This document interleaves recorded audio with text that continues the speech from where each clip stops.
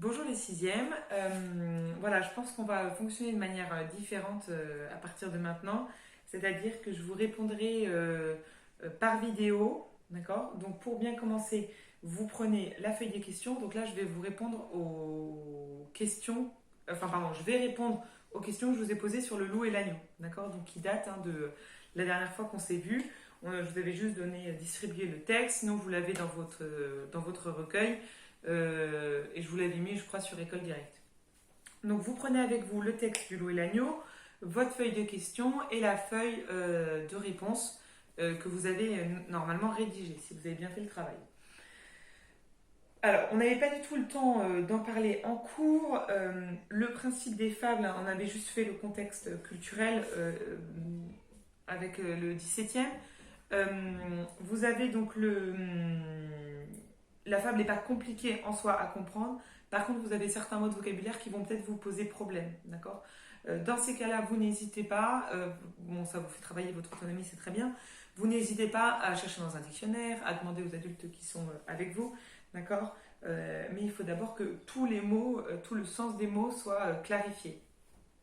Alors, vous avez donc, je vous avais demandé donc de surligner dans la fable d'abord le narrateur et ensuite le dialogue, enfin les parties dialoguées entre le loup et l'agneau. D'accord? Donc ça, bon, normalement c'est vraiment du repérage qui vous pose pas de problème. Et donc je vous fais la synthèse en fait de ce repérage, comme ça vous le notez à la toute fin du cours. Vous pouvez l'écrire en rouge parce qu'en fait ça correspond à une synthèse. La fable fonctionne en fait avec une alternance entre un récit mené par un narrateur, d'accord, et un dialogue entre le loup et l'agneau, d'accord. Et ce dialogue, il est au discours direct. Je vous rappelle la différence discours direct et indirect. Discours direct, on dit l'agneau dit deux points ouvrez les guillemets et vous avez l'agneau qui parle. Un discours indirect, ça va être l'agneau disait que bla bla bla bla bla, d'accord. Donc ici on a bien un discours direct. Donc un dialogue entre le loup et l'agneau. Alors ensuite je vous demandais donc de lister les reproches. Je vous avais dit donc il y avait 4 reproches. Alors premier reproche, vous l'avez, donc c'est la première fois que le loup prend la parole. Il dit qui te rend si hardi de troubler mon breuvage, d'accord.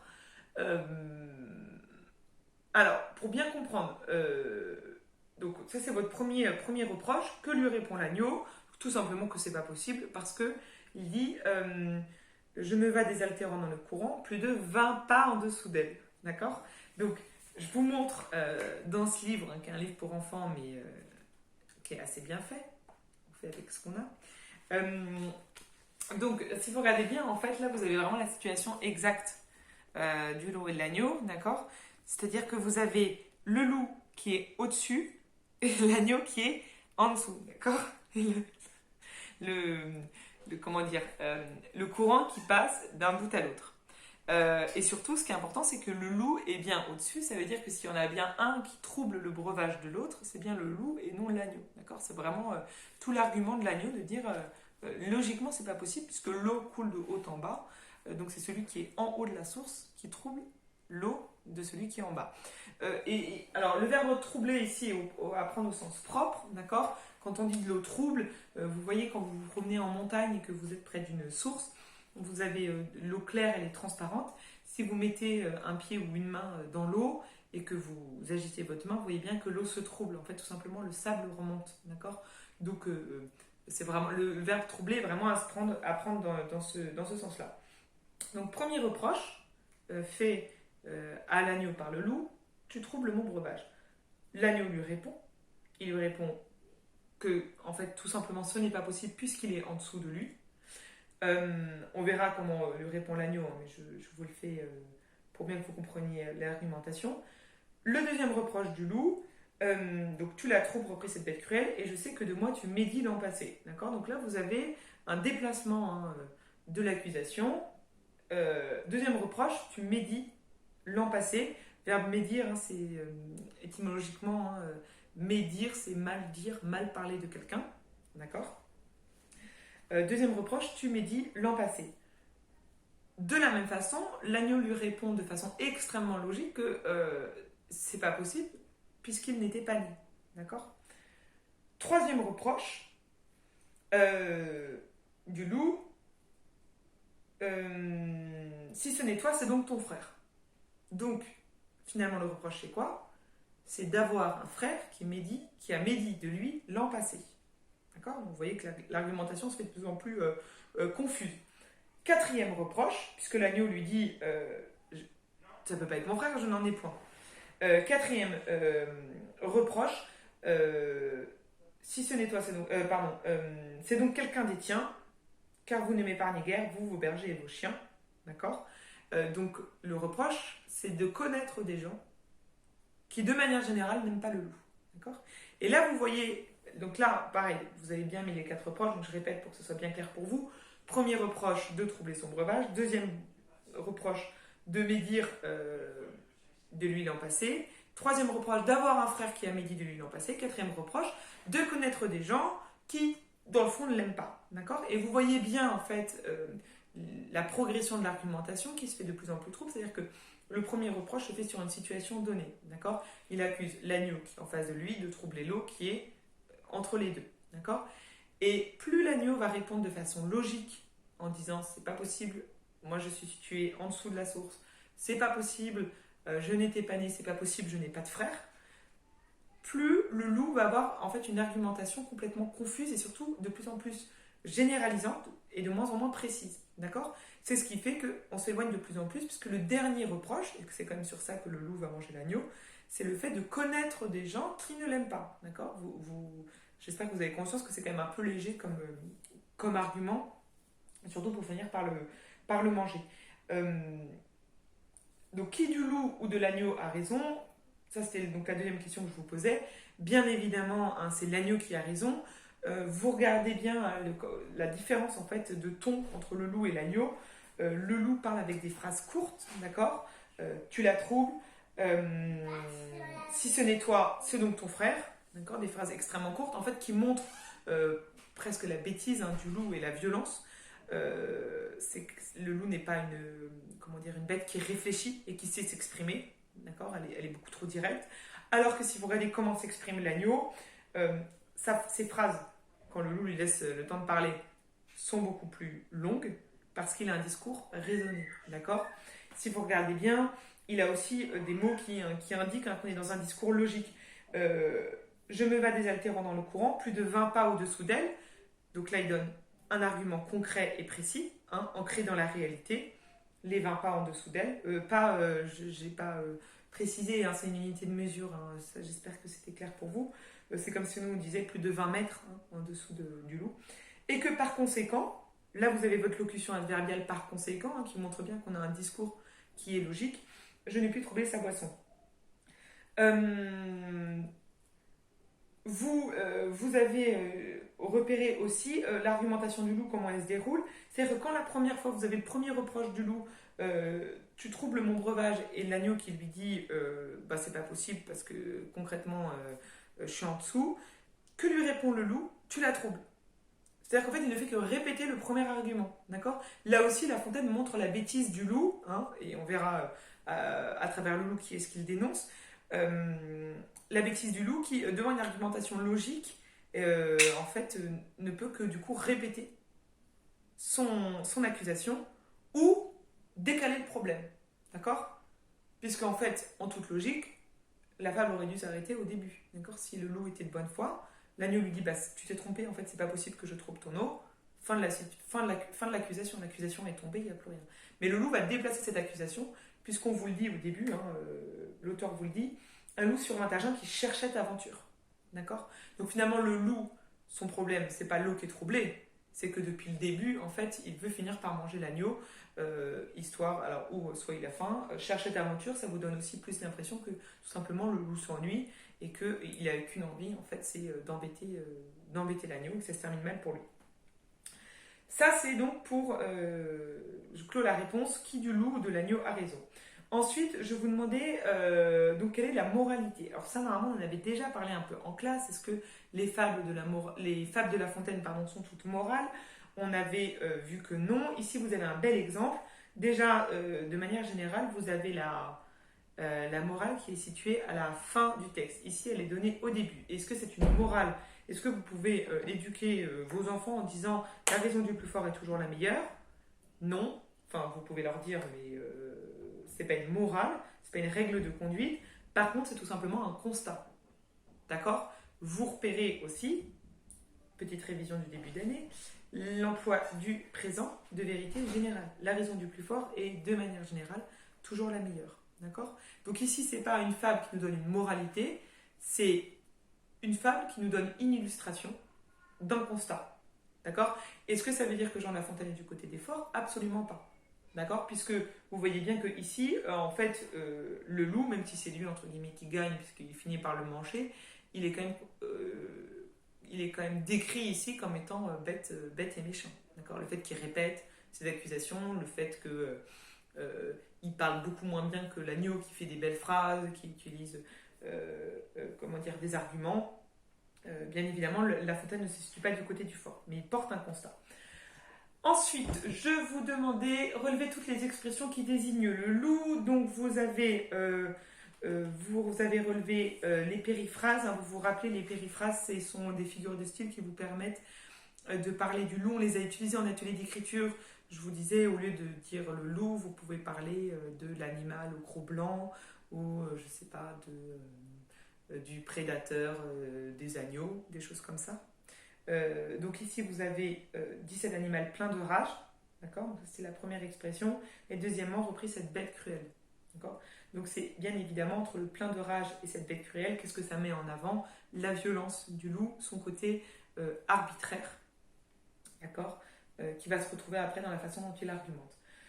Ensuite, je vous avais demandé avec quel mot l'agneau s'adresse-t-il au loup? Est-il respectueux? Alors, si vous regardez bien, le dialogue entre le loup et l'agneau, donc nous on a parlé de l'argumentation, là on s'intéresse vraiment à l'adresse de l'un à l'autre. Donc vous avez le loup qui pose une question, si vous regardez, le loup tutoie l'agneau, d'accord?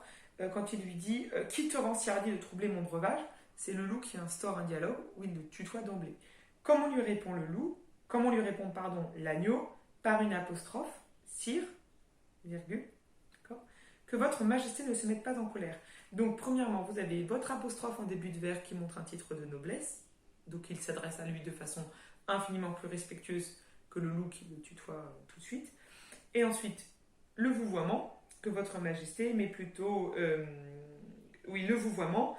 Et en plus, elle parle du loup à la troisième personne, ce qui est une marque de respect, alors un peu désuète de nos jours, mais que vous avez, je crois que l'espagnol a conservé, hein, si je me rappelle bien, le vouvoiement en espagnol correspond en fait à cette troisième personne du singulier, d'accord?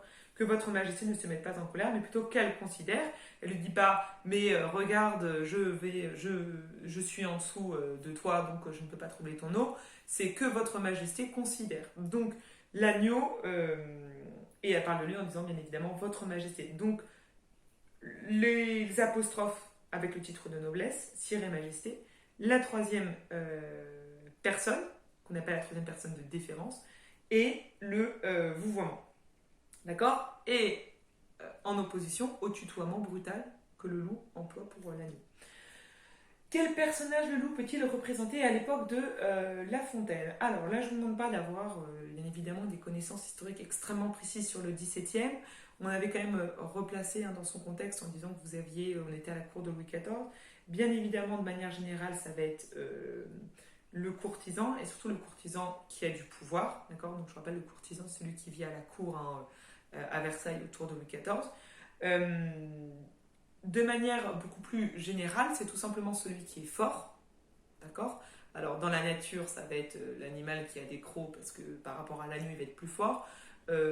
Dans la société, ça va être quoi? Ça va être les gens qui ont des influences, du pouvoir, de l'argent et qui vont utiliser cette force eh bien, pour assujettir ceux qui naturellement n'en ont pas, d'accord? Et donc à l'agneau correspond en fait les gens qui ont moins de pouvoir, moins d'argent, moins d'influence, moins de connaissances. De connaissances, pas dans le sens intellectuel, mais dans le sens personnalité. D'accord? Qui connaissent moins de gens importants. Donc dernière question, si vous deviez transposer la fable en procès, qui serait le juge, l'avocat, le procureur, c'est-à-dire celui qui accuse. Alors, donc le dernier terme de la fable, c'est le loup l'emporte et puis le manche, sans autre forme de procès. En fait, vous pouvez lire toute cette fable comme si c'était un procès, c'est-à-dire vous avez donc le loup qui se porte, qui donne l'accusation, d'accord, et qui se met aussi comme victime, et qui accuse l'agneau. L'agneau se défend avec des arguments rationnels comme on l'a vu, et qui va donner en fait la sanction de ce procès, le juge, d'accord. Donc, et le juge ici est le loup. Donc le loup se met à la fois comme victime, comme accusateur et comme juge. Donc en fait le procès est biaisé depuis le début, puisque et c'est ce qui se passe, quoi que dise l'agneau, de toute façon il est condamné. Et je vous rappelle, au début, La Fontaine nous le dit, un loup qui survint à jeun, qui cherchait aventure et que la faim en ses lieux attirait, vous savez en fait que ça va déjà mal se terminer. Et de toute façon, rien que le premier constat vous indiquait que de toute façon, celui qui est fort finirait par manger celui qui est faible. Alors, ensuite, je vous demandais, si je me rappelle bien, je vous demandais donc de lire la fable du corbeau et du renard, de voir les points de ressemblance. Donc, je vous avais donné des indications pour vous aider dans ce travail-là. Vous aviez donc regardé les points de ressemblance sur le thème, les personnages, le dialogue et la situation. Je commence par le thème. Alors, déjà, la première chose à voir, c'est que là non plus, nous ne sommes pas. Si je vous demandais de repérer la moralité du corbeau et du renard, c'est bien évidemment que tout flatteur vit aux dépens de celui qui l'écoute. Ce n'est toujours pas une moralité, ce n'est pas un exemple à suivre, mais c'est un constat. D'accord. Donc la première ressemblance, ce n'est pas une fable d'où découle une moralité, mais bien juste un constat sur le monde. Le monde fonctionne comme ça, vous retrouvez votre présente vérité générale. Alors là, on peut imaginer que La Fontaine, pour le coup, est plus du côté du renard que du corbeau. D'accord. On reviendra sur comment le narrateur se place par rapport à ses personnages. Vous avez donc le thème, donc le fait que ce soit un constat et pas une moralité, et le fait aussi de l'importance de la parole. D'accord. Dans Le Loup et l'Agneau, vous avez comme un procès avec l'importance de l'argumentation. Finalement, est-ce que c'est si important que ça, puisque tous les arguments de l'agneau tombent à l'eau, même si c'est très logique, parce que de toute façon le loup est le plus fort, donc quoi qu'il dise, il va le manger. Là, vous avez le thème de la parole qui est repris avec la flatterie, bien sûr, du renard envers le corbeau. Cette fois-ci, la parole a une efficacité. D'accord. L'agneau parle, ça n'a pas d'impact, mais ici, la parole du renard arrive à retourner la situation, puisqu'à la fin, le fromage atterrit dans le bec du renard. Mais du coup, vous avez quand même ce thème en commun de l'efficacité ou non de la parole. Pour les personnages, bon ça c'était facile, vous avez donc deux animaux, vous voyez que c'est pas toujours le cas dans les fables de La Fontaine, à un moment vous commencez à lire un petit peu, vous avez donc des animaux, mais vous pouvez aussi avoir des humains, vous pouvez aussi avoir des objets, d'accord. Pour les hommes, je pense à le laboureur et ses enfants, pour les objets, je pense pot-au-fer ou pot-au-lait. Ici, vous avez vraiment juste une fable avec deux animaux. Ensuite, sur la structure de la fable, vous avez la même chose, d'accord. Donc une alternance entre le dialogue et le récit. Bien évidemment, La Fontaine fait attention de faire parler les animaux, puisque c'est beaucoup plus vivant du coup dans la fable. Par rapport au... ça serait beaucoup moins vivant s'il rapportait les paroles. D'accord. Et il aurait beaucoup moins... Là, ce qui est bien, c'est qu'il peut vous montrer à chaque fois comment chacun s'exprime. Et on l'a vu pour le loup et l'agneau, les animaux ne s'expriment pas de la même façon. Et en effet, la situation... Alors, c'est pour ça que je vous ai étudié la fable. En soi, vous êtes exactement dans la même situation, qui est extrêmement importante à comprendre. C'est-à-dire que vous avez un animal en haut, un animal en bas, puisque c'est la chute du fromage qui donne tout le sens à la fable. Donc, à chaque fois, vous avez quelque chose d'assez assez visuel, même presque assez théâtral. D'accord. D'ailleurs, les fables sont souvent reprises pour être joué en pièces de théâtre. Et l'opposition, bien évidemment, entre les deux animaux. Voilà, alors si vous avez des questions, vous n'hésitez pas, vous m'envoyez un mail pour me dire. Sur ce, je vous souhaite plein de courage et à très bientôt.